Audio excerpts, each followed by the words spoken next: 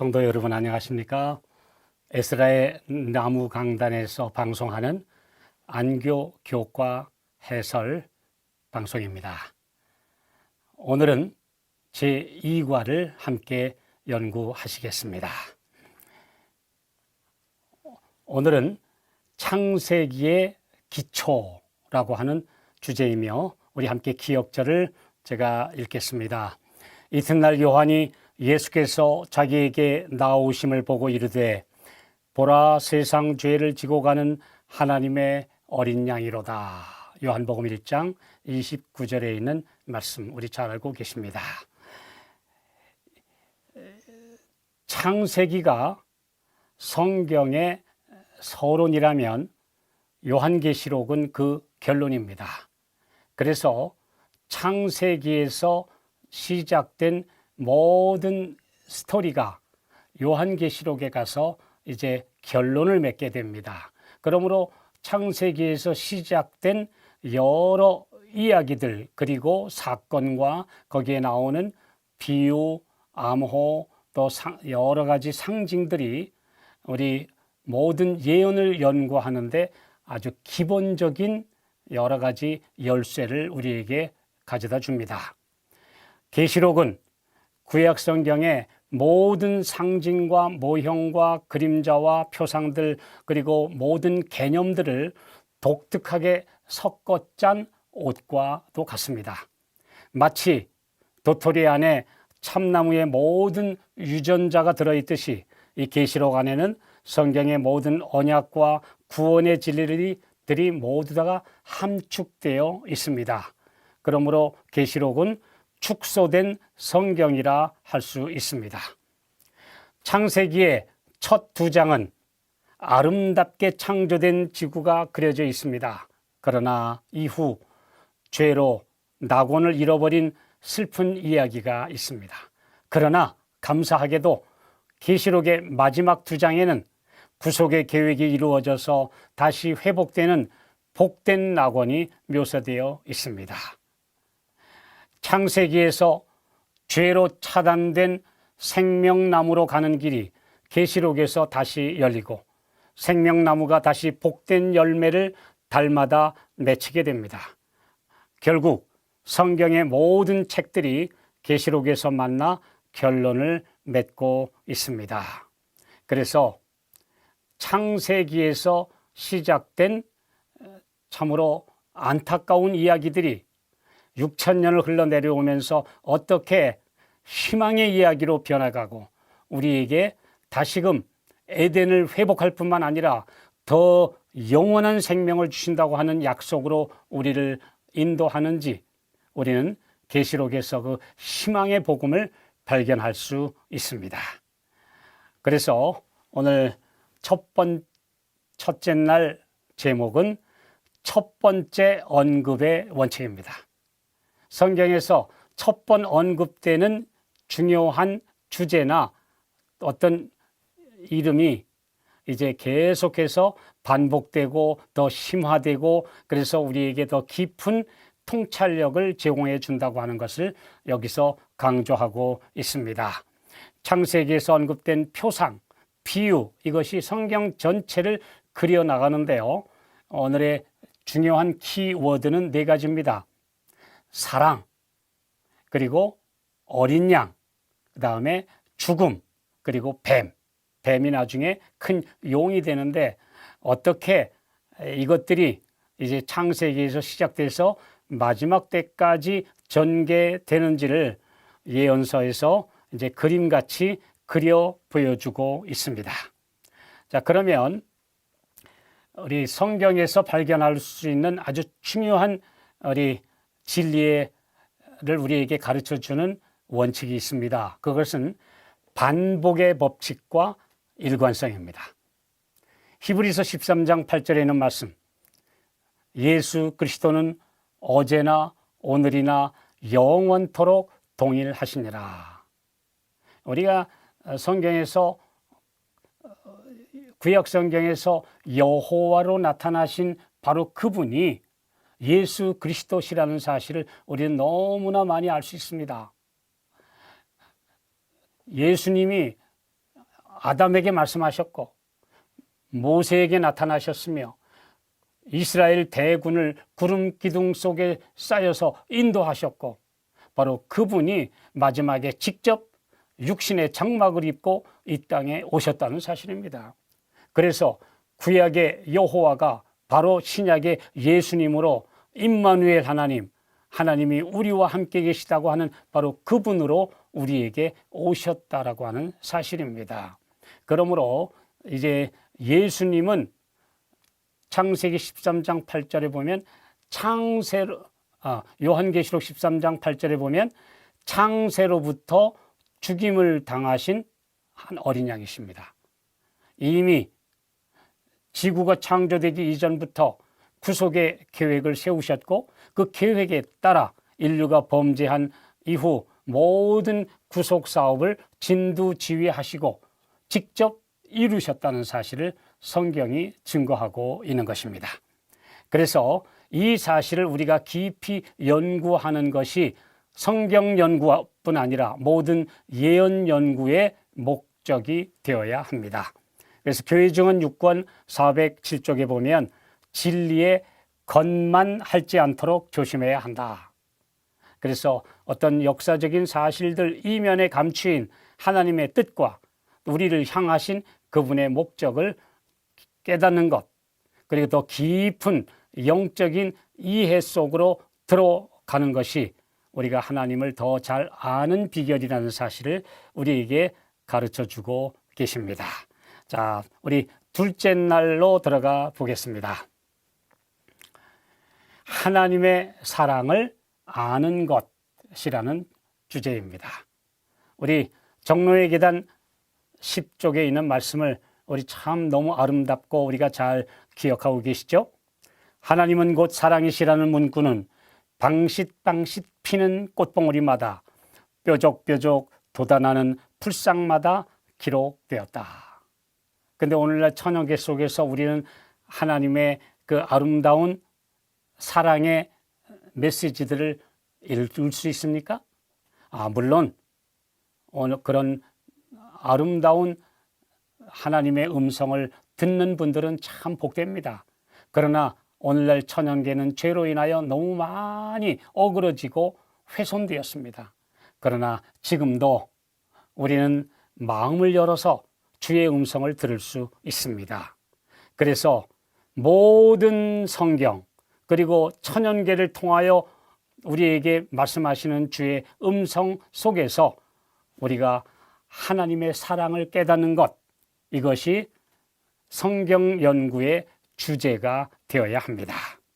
자, 그러면 상징으로 보여주신 복음의 실체를 우리 창세기서부터 볼 수가 있습니다. 물론 창세기 22장에 그 아브라함이 모리아산에서 사랑하는 아들 이삭을 드리는 것부터 사랑이라는 단어가 최초로 등장하지만 이미 인류가 범죄하자마자 창세기 3장에 바로 어린 양이 죽임을 당하는 사건이 있었다는 사실을 우리는 알 수가 있습니다.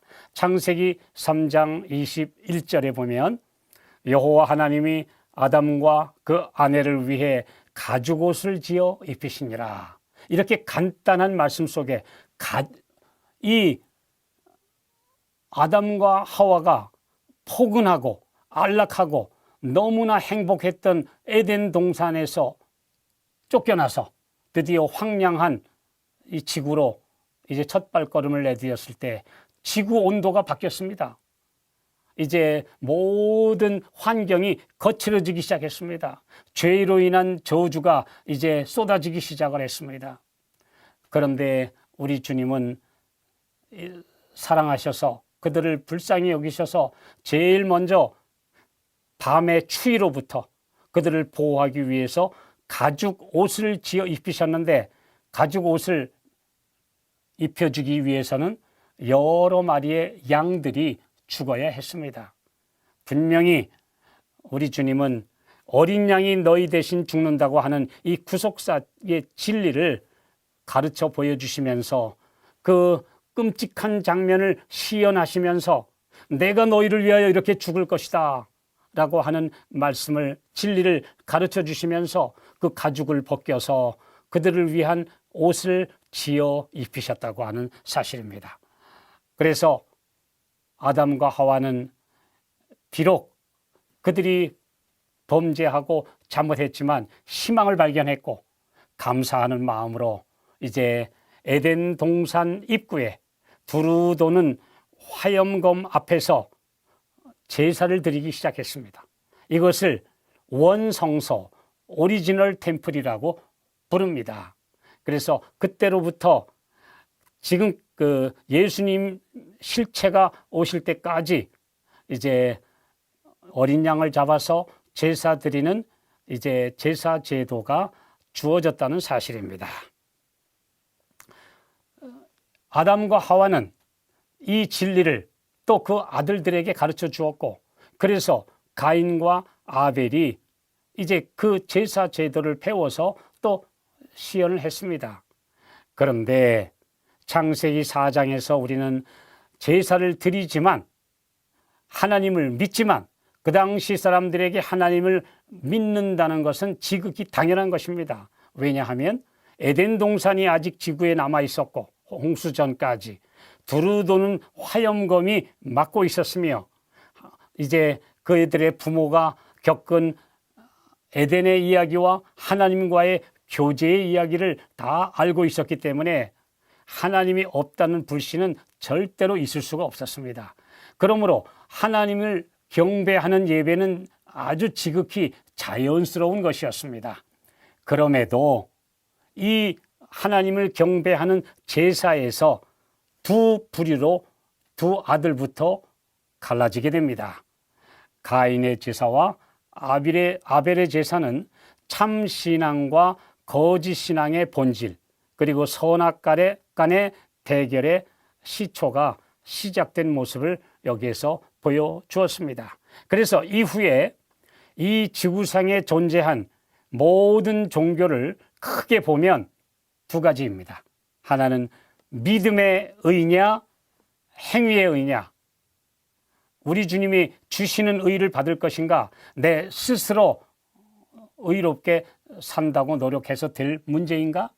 그래서 기본 신앙의 기초부터 달라지는 모습을 우리는 보게 됩니다. 그 결국 어린 양이신 예수님을 따르는 길이냐, 아니면 점점 인간 본성이 타락해서 짐승화되어가는 그런 사회가 되느냐. 그래서 결국 짐승이 생겨나고 또 세계를 지배하는 세력들이 생겨나는 악의 역사가 시작되게 됩니다. 그 다음 결국 그 품성의 모양에 따라서 순교자가 되고 한쪽은 핍박자가 되는, 또한 살인자가 되는 아주 극단적인 나누임이 여기서 나타나게 됩니다. 결국 이 땅에는 계시록에 계속 여러 번 기록되어 있습니다만, 하늘에 속한 자들, 하나님의 백성들이 구원받아 하늘에 갈 것이며, 이 땅에 있는 사람들은 결국 땅에 거하는 자들로 땅의 것만 추구하다가 그들의 인생을 마치게 될 것이라고 하는 아주 분명하고도 단순한 메시지를 우리에게 전해주고 있습니다. 자, 이제 우리 셋째 날로 들어가 보겠습니다. 이삭의 질문. 어린 양은 어디에 있나이까? 참 우리가 이 이야기를 읽을 때마다 하나의 드라마 또는 연극을 보게 되죠. 아브라함은 사실 아버지 하나님의 배역을 맡았습니다. 그리고 이삭은 예수 그리스도의 역을 맡았죠. 창세기 22장에서 결국 이 두 부자는 복음의 실체를 배우게 됩니다. 창세기 22장 2절에 하나님께서는 아주 가슴 아픈 말씀을 하십니다. 내 아들, 내 사랑하는 독자 이삭을, 100세에 얻은 그 아들을 번제로 드리라. 이것이 바로 이제 아주 정말 그들로서는 견디기 어려웠던 하나의 시험이자 하나의 드라마였습니다. 그러나 우리는 잘 압니다. 결정적인 순간에 하나님께서는 그 아들을 칼로 찌르려고 하는, 그 정말 하나님의 명령대로 순종하려고 하는 아브라함의 손을 멈추게 하시면서, 됐다. 이제 네가 이만하면 나를 경외하는 줄을 내가 알겠다라고 말씀해 주셨습니다. 그러면서 이제 묶여있던 이삭도 이제 자유의 몸이 되었습니다. 그런데 그러면 이 어린 양은 어디에 있습니까? 저쪽에 보니까 두 뿔이 숲풀에 걸려있는 양을 발견하게 됩니다. 그 어린 양을 붙들어 와서 대신 제사로 드리게 됩니다. 우린 여기서 무엇을 보느냐? 아브라함과 이삭은 거기까지였습니다. 하나님의 심정과 예수님의 그 희생의 최후 전까지의 모습을 잠깐 보여주었을 뿐, 우리 주님의 마지막 그 애타는 그 최후의 드라마까지는 가지 못했습니다. 인간은 거기까지 갈 수가 없습니다. 오직 사랑의 하나님만이 하실 수 있었습니다. 그래서 우리는 그 이후로 우리가 당하는 모든 어려움과 모든 시련 때마다 우리 주님께 달려갑니다. 그러면 우리 주님은 대책을 마련해 주십니다. 그것을 여호와 이레, 곧 하나님 여호와께서 준비하신다라고 하는 메시지입니다. 오늘 우리 성도들 중에 정말 사별의 아픔을 겪고 계십니까? 또는 극심한 병고와 사업상의 어려움을 겪고 계십니까? 이 모든 짐을 우리 주님께 가져갈 수 있습니다. 그리고 우리 주님은 내가 너를 위로하고 책임져 주겠다고 말씀하십니다. 그래서 모든 문제에 대한 해결책, 여호와 이레가 되십니다. 비록 사별할지라도 우리는 영원한 생명을 얻을 하늘을 바라보고 소망으로 살아갈 수 있게 된 것입니다. 요한복음 8장 56절에 그래서 예수님이 말씀하시기를 너희 조상 아브라함은 나의 때 볼 것을 즐거워하다가 보고 기뻐하였느니라 그랬습니다. 유대인들은 그 말씀을 이해하지 못하고 아니 50도 되지 못한 네가 아브라함을 보았다고 하면서 조롱했습니다. 그러나 실제로 아브라함은 모리아 산에서 자기들이 최악의 순간, 정말 절망적인 순간에 희망이 되고 대책이 되고 대속의 제물이 되시는 그 예수님을, 그 양을 통해서 바라본 것입니다. 그래서 모든 제사 제도는 세상 죄를 지고 가는 하나님의 어린 양을 바라보도록 하기 위한 목적이었습니다. 자, 그런데 유대인들은 그 의의를 잃어버렸습니다. 그래서 드디어 예수님이 이 땅에 오셨을 때는 완전히 형식주의와 허례허식이 모든 제사 제도와 예배 의식을 덮어버렸습니다. 그래서 그들은 죽은 형식에만 집착했습니다. 그들은 제물이 가리키는 그리스도를 의지하는 대신에 그냥 희생과 의문과 조직과 또 어떤 형식만을 신뢰했습니다. 성전에서 봉사하는 제사장들 자신이 어린 양을 죽이면서 그냥 동물을 죽이는 것으로만 끝나버렸습니다. 그리고 그 표상 너머에 있는 진리와 예수 그리스도의 사랑을 바라보는 것을 그쳤습니다. 그래서 결국은 예수님이 오셔서 그 모든 형식과 제도들을 다 끝내셔야만 했습니다. 이 사실은 마지막 시대를 살고 있는 재림 성도들에게도 아주 강력한 경고가 됩니다. 우리가 가진 남은 자손으로서의 정체성과 기별과 우리가 가진 전 세계적인 조직과 선교 활동들과 모든 기구들이 오직 하나님께 영광이 되고 오직 오실 예수 그리스도를 위하여 준비하는 우리의 아름다운 장점이 되는 대신에 거기에 의존하다가는 잘못하면 형식화된 유대인들의 전철을 밟을 수 있다고 하는 아주 두려운 경고가 되는 것입니다. 그러나 침례 요한은 달랐습니다. 그는 예수님을 보자마자 바로 저분이다, 이제 진리의 실체가 오셨다라고 외쳤습니다. 요한복음 1장 29절 말씀, 세상 죄를 지어가는 하나님의 어린 양을 보라. 여기 우리 복음교역자 56쪽에 있는 말씀 보십시오. 요한의 마음에는 한 점도 나라는 것이 없고 대신 하나님의 빛으로 충만하였다. 오늘 모든 하나님의 말씀을 전하시는 종들이시여, 그리고 진리를 전하는 우리 하나님의 사자들이시여, 오직 그리스도를 증거하셔야 합니다. 그리고 나라는 것은 완전히 사라지고 예수님이 나를 완전히 덮으실 때 우리는 엘리야 같은, 그리고 두 번째 엘리야인 침례 요한 같은 마지막 엘리야들이 될 수 있다는 사실을 우리 모두가 기억하게 되시기를 바랍니다. 넷째 날 문제입니다. 넷째 날 제목은 죽음의 문제입니다. 죽음은 무엇이냐?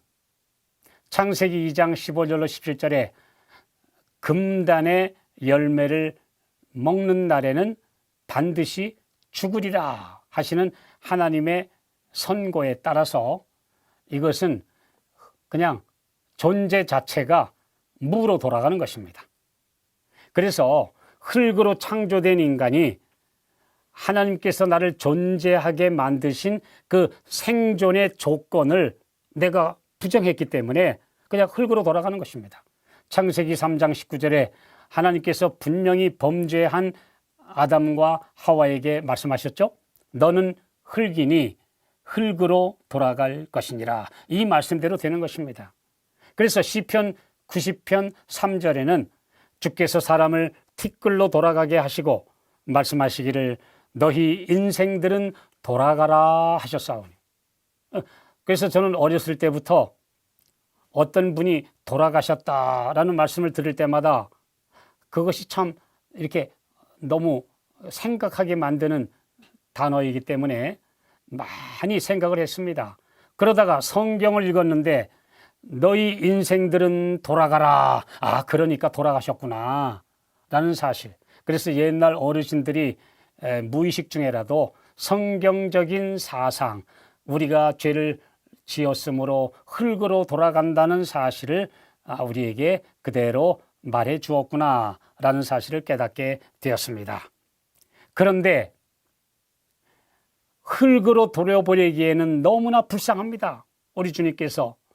왜냐하면 유혹에 넘어가서 속았기 때문에, 피해자들이기 때문에 너무나 가엾은 인류를 불쌍히 여기셔서 미리 세워놓으신 구속의 계획에 따라서 이제 두 번째 기회를 주셨습니다. 우리 목사에게 보내는 증언 133쪽에 있는 말씀입니다. 범죄 때문에 사망이 세상에 들어왔다. 그러나 인간에게 또 다른 시험의 기회를 주기 위해 그리스도께서 그분의 생명을 주셨다. 그래서 즉시 흙으로 돌려보내야 되는데 집행유예를 주셨습니다. 그것이 우리가 살고 있는 삶입니다. 그러므로 우리는 지금 아담과 하와가 받았던 생명을 살고 있는 게 아니고 집행유예라고 하는 임시 생명의 기간을 살고 있는 것입니다. 그래서 옛날 우리 한자로부터 우리의 조상들은 수명이라고 말했습니다. 인간들이 누릴 수명, 우리 시편 90편에 말씀하신 대로 인생의 기한이, 수명이 70이요 강건하면 80, 또 조금 더 산다 할지라도 결국 임시 생명, 한시적 생명을 살고 있다는 사실을 우리에게 가르쳐 주셨습니다. 이 수명의 기간 동안 우리 아까 말씀대로 두 번째 기회입니다. 아담에게 주어진 첫 번째 기회를 상실했기 때문에 이제 두 번째 기회를 주셨는데 이 두 번째 기회 동안에 영생을 얻을 수도 있고 거절할 수도 있습니다. 그런데 그 기간 동안에 지은 죄를 용서받지 못하면 심판을 받아서 행위대로, 지은 죄대로 그 값을 치러야 합니다. 그러므로 인생 몇십 년 동안 지은 죄에 대한 형벌을 받는다고 하는 하나님의 공의로운 심판을 왜곡시킨 것이 영원지옥설입니다. 이건 무한한 보복을 하시는 하나님, 그런 하나님은 자비로운 하나님이 아닙니다. 그러므로 영원지옥설을 믿고 있는 분들은 그들이 생각하는 하나님이 우리가 믿는 하나님이 아니라는 사실을 다시 한번 우리는 깨닫게 되고 너무 안타까운 마음으로 그분들이 이 진리를 깨닫게 되기를 기도합니다. 히브리서 11장 4절에 있는 말씀, 저가 아벨이 죽었으나 그 믿음으로써 오히려 말하느니라. 죽었습니다. 흙으로 돌아갔습니다.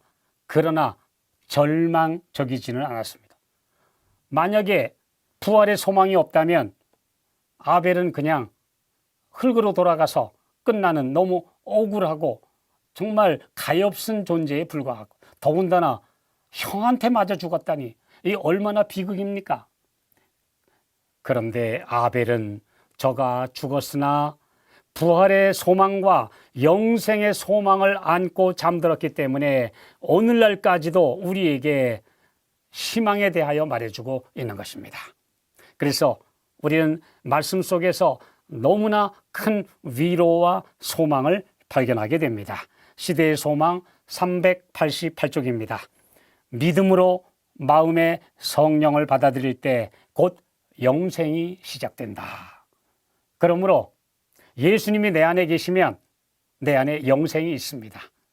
요한복음 11장 25절에도 나는 부활이요 생명이니 나를 믿는 자는 죽어도 살겠고 살아서 나를 믿는 자는 영원히 죽지 아니하리니 이것을 네가 믿느냐? 라고 마르다에게 예수님이 말씀하셨는데, 살아서 지금 우리가 예수님을 믿는 사람은 죽지 않습니다. 그냥 잠시 잠들 뿐입니다. 그러므로 이 믿음을 가진 사람들에게는 죽음이 사소한 문제에 불과하다. 시대의 소망 787쪽. 우리 사랑하는 가족들을 이별한 분들이시여, 저도 불과 몇 달 전에 사랑하는 제 동생을 잃으면서 이 말씀으로 위로를 받았고 또 우리 모든 가족들이 위로받고 있습니다. 이 부활의 소망을 가지신 하나님의 성도들에게는 죽음이 그리 두려운 문제가 아니라는 사실을 인하여 하나님께 감사와 찬양을 드립니다. 다섯째 날 마지막 우리 제목입니다. 뱀. 참 징그럽죠. 우리는 사람들은 보통 뱀이라는 말만 들어도 그 형상만 봐도 아주 이제 소름 끼치고 징그러워하고 이제 그렇게 싫어합니다.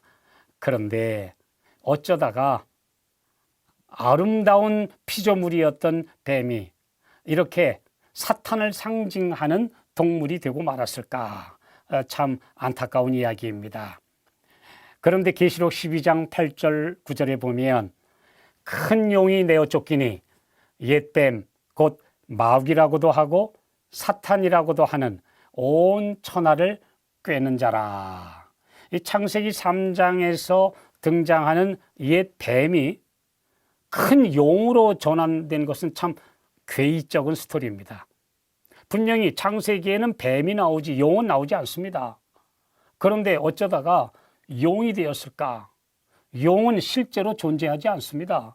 전설의 동물에 불과한데 성경에서만 등장하는 용이 모든 그 인류 역사의 전설에 등장한다는 사실은, 이것은 성경에 대한 사상이 널리 퍼져 있다는 것과 함께 사탄이 이 세상 사람들에게 용을 미화시키느라고 얼마나 애썼다는 사실을 보여주고 있습니다.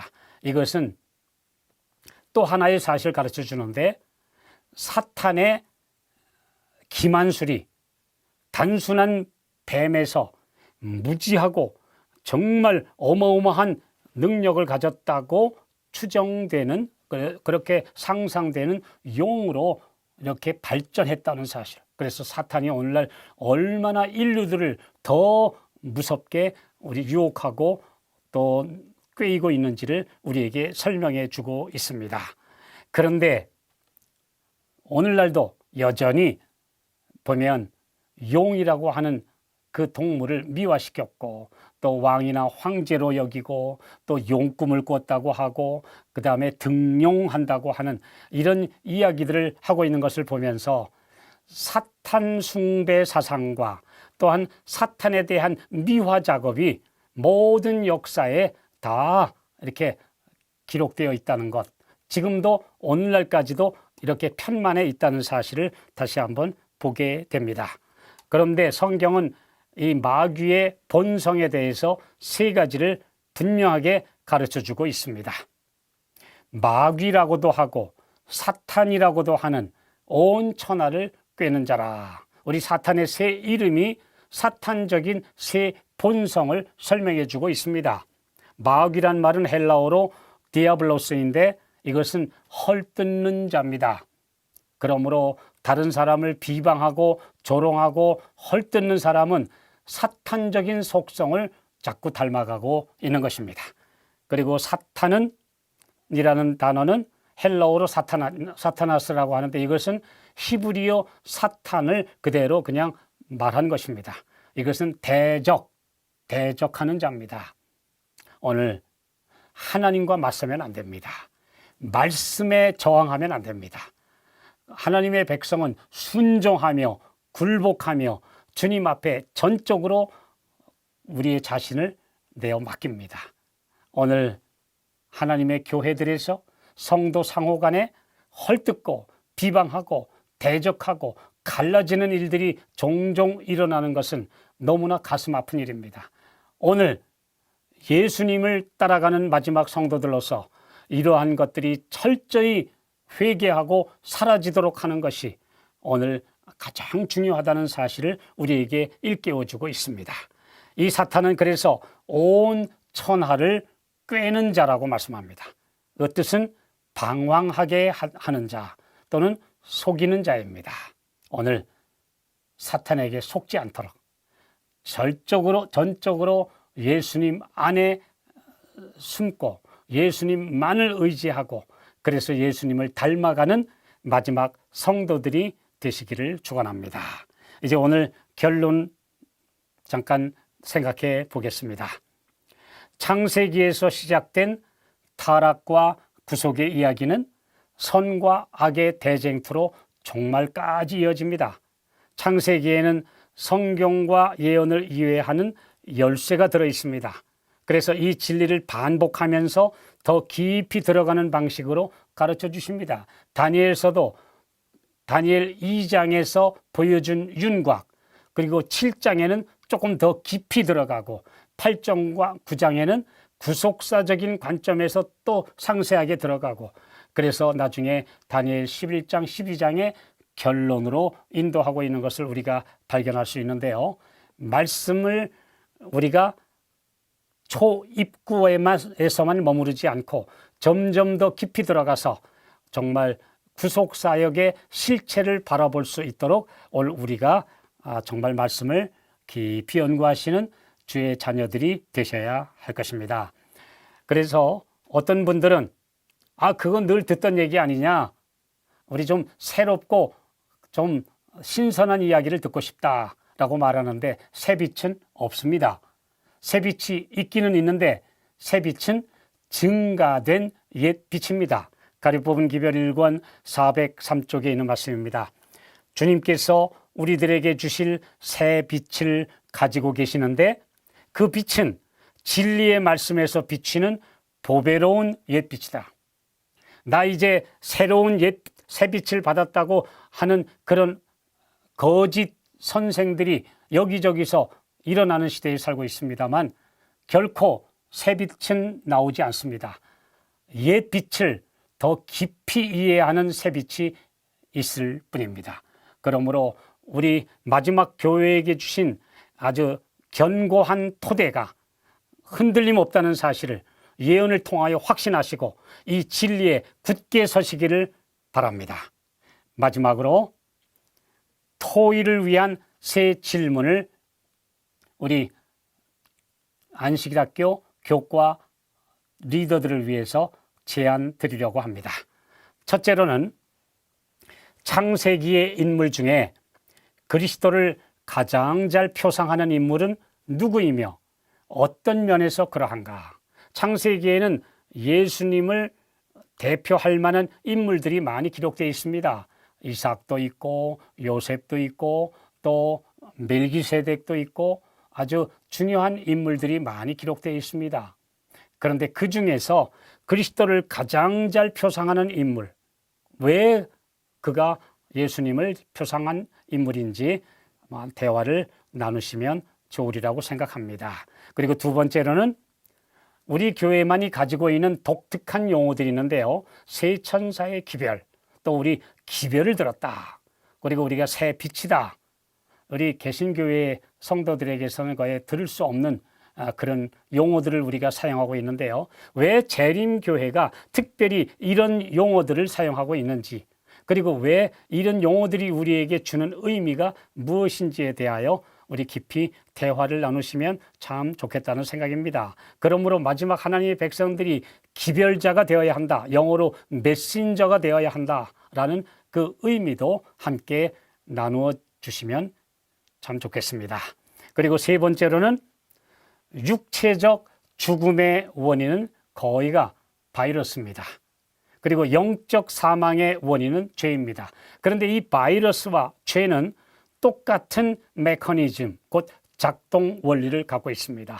어떤 면에서 죄와 병균이 같은 작동 원리를 갖고 있는지에 대하여 대화를 나누시고 우리 주님께서 주신 치료제에 대해서 함께 깊이 있는 대화를 나누시면 유익하리라고 생각합니다. 오늘도 부족한 강사의 말씀을 끝까지 시청해 주셔서 대단히 감사합니다.